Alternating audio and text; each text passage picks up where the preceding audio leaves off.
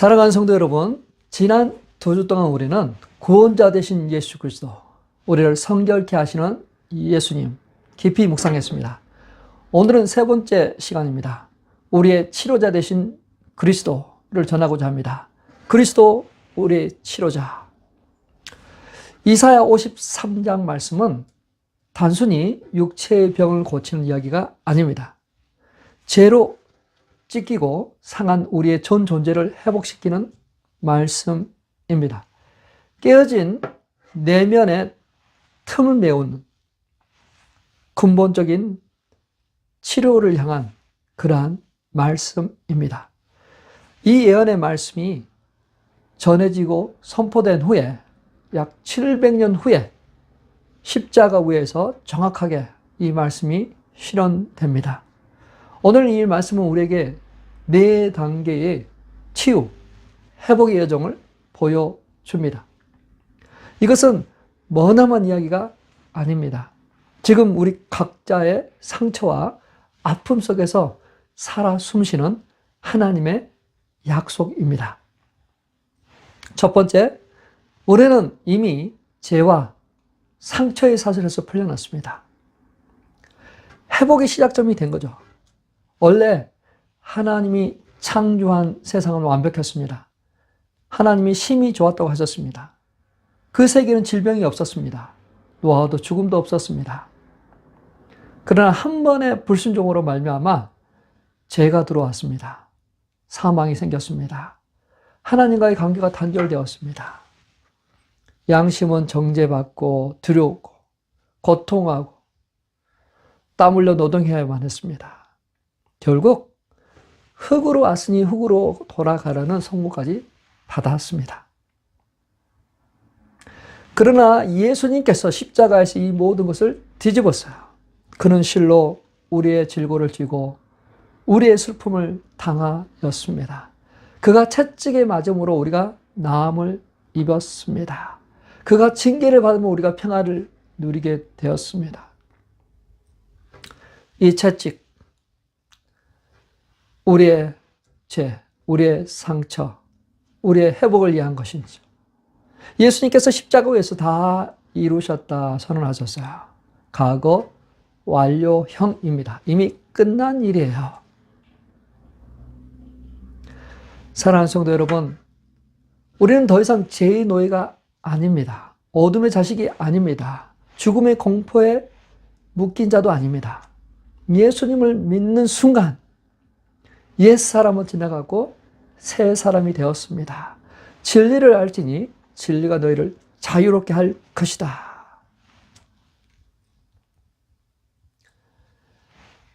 그런데도 때때로 내 감정, 내 상황, 내 연약함이 나를 흔듭니다. 의심합니다. 스스로를 다시 지옥으로 끌어당깁니다. 그러나 기억하셔야 돼요. 십자가의 선언은 우리의 감정이나 현재 상황보다 훨씬 더 강력합니다. 십자가의 진리를 붙잡으십시오. 이것이 회복의 첫걸음입니다. 모든 결박을 부쉈습니다. 할렐루야. 이미 얻은 자유를 날마다 누리시길 바랍니다. 이것이 치유와 회복의 첫걸음입니다. 두 번째로 우리는 이미 아직 아닌 시대에 살고 있습니다. already, not yet 이 사이에 살고 있어요. 치유의 과정이죠. 십자가 위에 다 이루었다 선언하셨어요. 제3 하나님과의 화목, 성령의 내주 다 우리 것입니다. 그런데 왜 여전히 아프고 싸우고 눈물 흘려야만 할까요? 왜냐하면 우리 몸은 여전히 죽음의 법칙 아래에 있기 때문에 그래요. 우리는 세상에 여전히 살고 있기 때문에 그렇습니다. 죄와 싸우고 있습니다. 고통은 탄식합니다.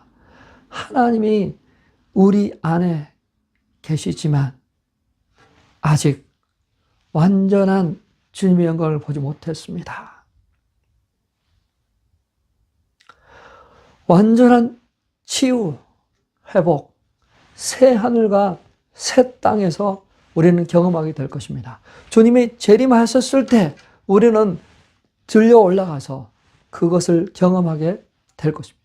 그것은 사망이 없고 애통이 없고 곡하는 것도 없고 아픈 것도 없는 그것을 우리는 경험하게 될 것입니다. 자, 우리는 이미 아직 아닌 사이에 존재합니다. 이 사이의 시간에 성령님께서 우리와 함께 하십니다. 임마누엘 하십니다. 죄를 이기는 능력을 주십니다.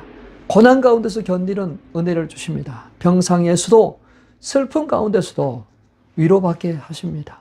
평강을 누리게 하십니다. 주님의 영광을 드러내게 하십니다. 죽음을 이기는 소망을 가지게 합니다. 모든 피조물이 그 주님이 오실 그날을 기대합니다. 탄식합니다. 더 큰 영광을 기대하는 탄식입니다. 사랑하는 성도 여러분, 우리는 이미 승리한 자입니다. 동시에 아직 완성되지 않는 자입니다. 이 긴장 속에서 살아가는 것이 우리 그리스도인입니다. 이것이 우리의 현실입니다. 그러나 절망하지 마십시오. 이미 예수님께서 승리하셨습니다. 안일하지 마십시오. 아직 우리는 도달하지 못했습니다. 우리는 여전히 세상에 있고 죽음의 몸 안에 있습니다. 그래서 우리는 이 기간 동안에 매일 성령님을 의지하며 살아갑시다. 살아야 합시다. 그리고 우리는 용서와 치유를 구하도록 초대받았습니다. 이 사실을 기억하십시오. 우리는 용서와 치유, 더 풍성한 삶을 위해서 초대받았어요. 우리는 이미 해방되었습니다. 그러나 아직 완성되지는 않았어요. 이 사이, 이미와 아직 어떻게 살아야 될까요? 그냥 기다릴 수는 없잖아요. 하나님께 주신 은혜를 적극적으로 구하고 적용하는 삶을 살아야 돼요. 구하라. 그러면 주실 것이야. 특히 용서와 치유의 영역에서 야고보서의 명령을 우리는 기억해야 됩니다. 야고보서 5장 14절에서 16절입니다. 같이 읽겠습니다. 너희 중에 병든 자가 있느냐? 그는 교회의 장로들을 청할 것이요. 그들은 주의 이름으로 기름을 바르며 그를 위하여 기도할지니라. 믿음의 기도는 병든 자를 구원하리니 주께서 그를 일으키리라. 혹시 죄를 범하였을지라도 사하심을 받으리라. 그러므로 너희 죄를 서로 고백하며 병이 낫기를 위하여 서로 기도하라. 의인의 간구는 역사하는 힘이 큼이니라. 자, 용서와 치유는 서로 연결되어 있어요. 억눌린 죄책감, 분노, 미움, 뭔가 마음의 병을 더 깊게 할 수 있습니다. 자, 우리는 구하면 들어주십니다. 그러나 이 치유의 영역은 하나님의 주권에 속해 있어요. 하나님의 타이밍입니다. 우리의 기도를 들어주시지만 언제 어떻게 응답하실지는 하나님의 주권에 속해 있습니다. 하나님의 지혜에 달려 있어요. 하나님은 즉시 응답하실 수도 있습니다. 치유할 수도 있습니다. 그러나 지연되는 경우도 있습니다. 대표적인 예가 나사로죠. 나사로가 병들어 죽게 되었습니다. 근데 예수님은 그 사실을 들었는데 바로 가지 않으셨어요. 이틀이나 더 머무셨어요. 죽었죠. 마리아 마르다가 울면서 이야기합니다. 주님께서 여기 계셨더라면 내 오라버니는 죽지 아니하였을 것입니다. 근데 예수님은 다른 말을 하세요. 이 병은 죽을 병이 아니다. 하나님의 영광을 위함이다. 그리고 죽은 나사로를 살리셨습니다. 더 큰 영광을 위해서 하나님이 늦게 오셨던 거예요. 또 다른 예는 바울의 육체의 가시입니다. 바울이 3번이나 간절히 기도했습니다. 이 육체의 가시를 내게 제거해 주십시오. 근데 하나님께서는 내 은혜가 내게 족하다 하시면서 제거하지 않으셨어요. 이 가시, 육체적 고통인 것 같아요. 안질인지 또는 간질인지. 근데 그것을 통해서 하나님께서는 바울을 겸손하게 하셨습니다. 더 하나님을 의존하게 하셨습니다. 더 하나님의 능력을 강하게 드러내는 도구가 되게 하셨어요. 자, 이런 예들을 보면 하나님의 지혜는 병을 고치지 않으신 그 목적은 있는 것 같아요. 어떤 다른 더 중요한 것이 있는 것 같아요. 이것은 결코 하나님이 안 계시거나 불신앙 때문에 나타나는 그것이 아닙니다. 오히려 더 하나님의 다른 큰 계획, 사랑이 그 안에 계신 거예요. 우리는 기도하면서 낙심하지 않아야 돼요. 좌절하지 않아야 돼요. 절망하지 않아야 돼요. 포기하지 않아야 돼요. 하나님이 하실 때까지 계속해서 기도해야 돼요. 언젠가는 완전한 회복의 날이 반드시 올 것입니다. 그날을 소망합니다. 아직은 병들고 아프고 사랑하는 아들을 잃고 죄와 싸우면서 탄식합니다. 로마서 8장에서 이야기하죠. 우리 몸에 속량을 기다리고 있어요. 탄식하고 있습니다. 하지만 이 탄식은 생명을 위한 탄식, 더 큰 영광을 위한 것입니다. 오늘 이 말씀은 그 영광의 날, 완전한 치유의 날이 반드시 온다고 확신합니다. 예수님은 지금도 통치자로 계세요. 부활하셔서, 재림하셔서 통치하실 그날이 올 것입니다. 그날은 죄와 사망, 육신의 고통과 울음이 없는 완전한 생명을 누리게 될 것입니다. 요한계시록 21장 4절입니다. 같이 읽을까요? 요한계시록 21장 4절입니다. 하나님이 그들과 함께 계시리니 그들의 하나님이 되고 그들은 하나님의 백성이 될 터이라. 하나님이 모든 눈물을 그들의 눈에서 닦아주시며 다시는 사망이 없고 애통하는 것이나 곡하는 것이나 아픈 것이 다시 있지 아니하리니 처음 것들이 다 지나갔음이라. 그날 모든 눈물이 닦아지고 육체의 병이 치료되고 영혼의 상처가 낫고 죽음의 그림자가 완전히 사라질 것입니다. 그날까지 우리는 그리스도의 십자가를 붙잡고 성령의 능력으로 살아가시길 바랍니다. 그 완전한 날을 위하여 소망하면서 지금 우리에게 주어진 이 순간을 결코 헛되이 보내지 않았으면 좋겠습니다. 이 치유의 역사를 사모하면서 구했으면 좋겠습니다. 기도했으면 좋겠습니다. 기도 제목을 구하고 간절히 치유와 회복을 위해서 기도했으면 좋겠습니다. 야고보서 5장 16절 말씀처럼 서로 죄를 고백하며 병 낫기를 위하여 서로 기도하라. 지금 이 순간 우리는 병 낫기를 위해서 기도하기를 원합니다. 우리 가운데 성령님이 함께 계시면서 치유하시는 역사가 있길 바랍니다. 우리의 마음을 열어주십시오. 우리 주님은 우리를 치유하시는 분이십니다. 우리를 구원하신 분은 우리를 치유하시는 분이세요. 하나님의 거룩한 자녀 되게 하셨습니다. 우리 몸을 구별되게 하셨어요. 그래서 우리 몸 안에 있는 병을 치유하기를 원하십니다.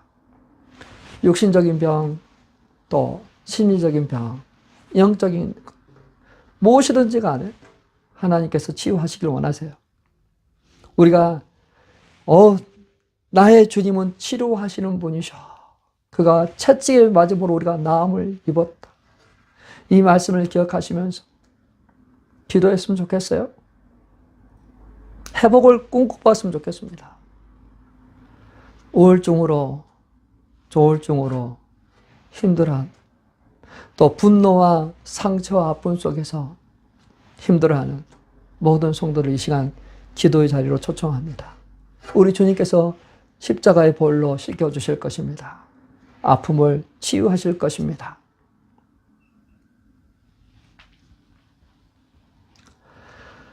많은 분들이 가장 가까운 사람, 배우자나 자녀, 부모, 교회 성도들, 누군가를 하나님처럼 완벽해야 한다는 기대를 걸었을 수도 있어요. 그래서 항상 이해해주고 상처 주지 않고 모든 필요를 채워주기를 바랐습니다. 하지만 그 기대가 깨지면서 얼마나 아프고 화가 나고 원망이 쌓였을까요? 그 마음 우리 주님도 아시고 이해하십니다. 자, 근데 여기서 한번 생각해 봐야 돼요. 우리는 솔직하게 고백해야 됩니다. 내가 의지한 그 사람이 마치 하나님처럼 완벽한 사람으로 기대했어요. 하나님처럼 완벽해서 모든 필요를 채워주고 아픔을 주지 않고 보호하고 함께 해주기를 원해요.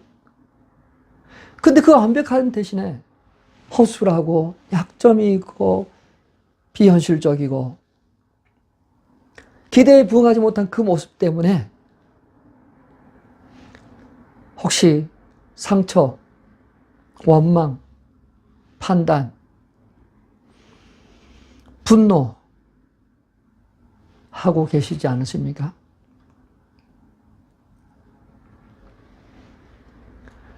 자신에 대해서는 더 완벽한, 다른 사람에 비하면 더 완벽한 어떤 그런 자기 어떤 우상화를 하고 있지 않습니까? 올해는 이 시간 이 부분을 주님께로 내려놔야만 됩니다. 어찌 보면 그 사람을 마치 하나님처럼 기대하고 바랐, 그건 우상숭배입니다. 그거는 죄입니다. 오직 하나님이 있어야 될 그 자리에 배우자나 다른 누군가를 올려놓고 그 기대를 바랐다면 그것은 인간을 잘 모르는 것이겠죠. 이 시간 우리가 한번 기도했으면 좋겠어요. 오늘 이 기도문이 있습니다. 기도문을 보고 한번 같이 저랑 같이 읽었으면 좋겠습니다. 같이 한번 읽어볼까요?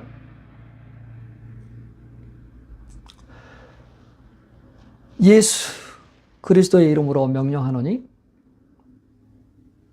하나님처럼 완벽해야 한다는 이 기대와 그로 인한 모든 상처, 분노, 원하는 영이 떠나갈지어다. 이제 그 사람은 연약한 인간으로 받아들인 흠이 있고 실수하는 존재로 재정의합니다. 나는 그 사실을 받아들이고 그를 용서합니다. 그는 결코 하나님이 될 수 없는 연약한 인간입니다. 내 상처와 기대를 온전히 예수님께 맡깁니다.